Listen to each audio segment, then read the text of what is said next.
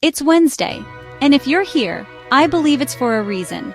Maybe you need healing in your body, peace in your mind, or restoration somewhere deep in your life. If that's you or someone you love, let's take this moment together. Here's what God promises you. But I will restore you to health and heal your wounds, declares the Lord. That's Jeremiah 30:17. This is not just a wish, it's a promise straight from heaven. Healing is your portion. Let's pray. Lord Jesus, you are the God who heals. You sent your word and healed every disease. Right now, I lift up this precious person watching. I pray for complete healing over them.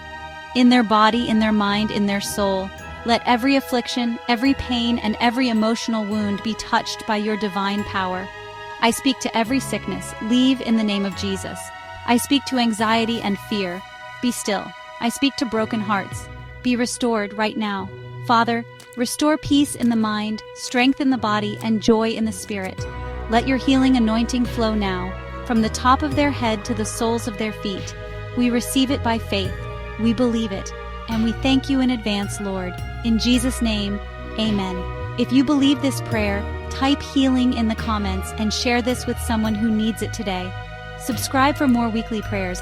I'm standing with you in faith. Healing is yours.